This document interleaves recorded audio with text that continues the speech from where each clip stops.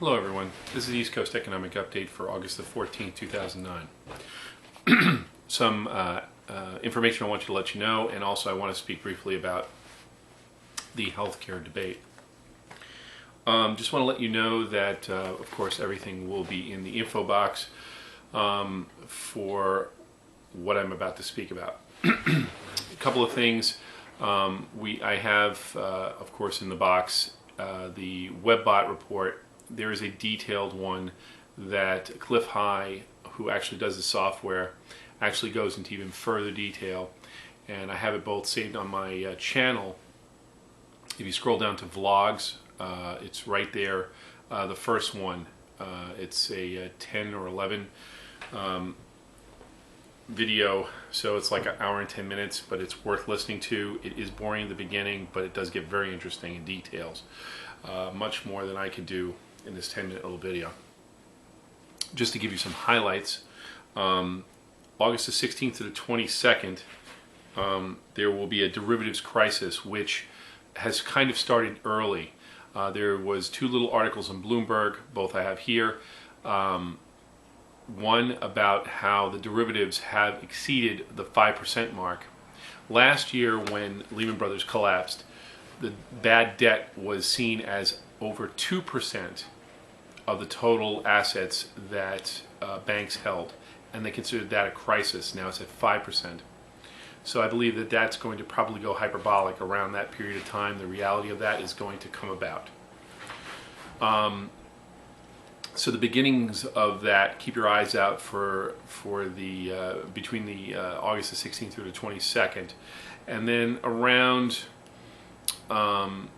the middle of the month, you're going to have a couple of September into October. You're going to start to see some real shakeups. It's deja vu all over again. It's going to look exactly like what happened in 2008. Don't forget, in 2008, we got to a peak of around 14,000. Everybody was screaming that there was a rally, and everybody was laughing at Peter Schiff, which followed by a precipitous drop after Lehman Brothers announced that it no longer existed around September the 15th. So I think it's going to be a reoccurring theme. It's just going to be another step down.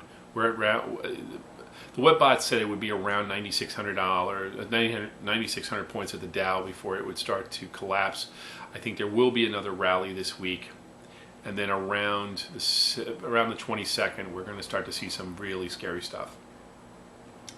Don't forget also, folks, that the money that was meant for the bailout was to bail out those toxic assets, and Mr. Paulson, and followed by Mr. Geithner, decided that this was not a good idea, and they just gave these banks the money to do whatever they wanted with, not pay off those toxic assets. Because honestly, my belief is that if they brought it to market, it would have collapsed way below to zero, basically, of what those toxic assets were, and it would have just caused a greater collapse, which is going to happen this time. I think this time the reality of the mark-to-market is going to be seen, and you'll see what I'm saying in a couple of weeks. Which brings me to the unfortunate situation of the healthcare debate. I've been watching a lot of town halls, and I've been outraged, as probably you have. I know that you have. I even saw Vision Victory use the word bitch in a sentence, which I didn't think was possible to come out of his mouth. For him to use that kind of foul language, even for him, would indicate that he was pretty outraged, and he should be. So if you ever watch his last video. The healthcare debate. I'm going to give you some personal information, and then I'm going to explain what I think. I don't think that this healthcare option that the government is giving out is a valid one for two reasons. One, we don't know the details of it. It's over 1,600 pages, and it's growing by the day. Second of all, which concerns me and it concerns many people, and they brought it up in these town hall meetings, that Congress would keep their perfect 80-20 plan, which they have, which is you could get actually under the, and you can check it out, go on the, you can Google the benefits that congressmen and senators get. Plastic surgery, elective plastic surgery is covered on their health care. They're not going to give that up, but you're going to get schlock health care. Now, I just want to let you know briefly, when I was 28 years old, I worked for a pharmaceutical company, and I had what was considered a really good PPO plan. It was basically a co-payment of $20 and what have you, and I had pretty good catastrophic coverage and everything. I had a good plan. I went into the hospital, and to bar you from the details, I lost my right eye. When I came out of that hospital, even though everything was covered because this was a pretty good plan, I still walked away with $50,000 in debt, both in loss of time and pay, because I made money based on commissions, and also a lot of stuff that was done status post, because I had to have 3 surgeries within 3 months. Basically, there were ancillary stuff that was not covered by the insurance, and I ended up with $50,000 of debt, which I had to spend the next 10 to 12 years paying off, and I did. That's devastating for a 28-year-old. It's even more devastating when you're 40 and you have to go through that, and I hope to God that no one has to go through what I went through. But my point is that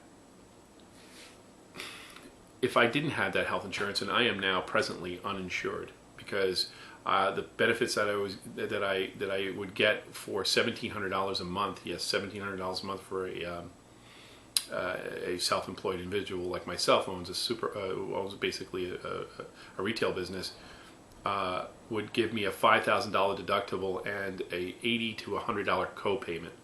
I might as well not be insured for $1,700 a month. My argument is this: this country cannot have the system that it has now. There has to be a replacement. There has to be a replacement. And I'm a libertarian, for lack of a better choice of terms. There needs to be a better system. And I think the best system is the Medicare system. It is the most comprehensive, it's fair, and if it is extended to everyone, and the Medicare Trust Fund is actually put into the Constitution so these bastards can't steal from it, it will last infinitum for the majority of the people who have health insurance. So my argument is this: I know what it's like to get really shtucked, as they say in Yiddish, to get screwed in a situation where you have good coverage, and be devastated financially. So we need a system. We need a better healthcare system. I personally believe that the Medicare system is the best system, and it should just be expanded to everyone, and the amount of money that, and us tax for it. And I think everyone would be in agreement to that, because they would get that benefit and they would be willing to pay that tax, whatever that tax is, comes out of payroll or out of a VAT tax or whatever. I know this is not very popular, but most people I know who are for the no system at all have never gone through what I've gone through, and there are millions of us who were not so fortunate like myself, who had it very young and was able to recover and be able to do better in business. Some people get catastrophic diseases like cancer in their 20s and 30s, and they can't go back to work and aggressively pay off these debts, and ultimately they go into bankruptcy or worse. They're enslaved in debt in a way that it should never have happened. And we need this type of social system.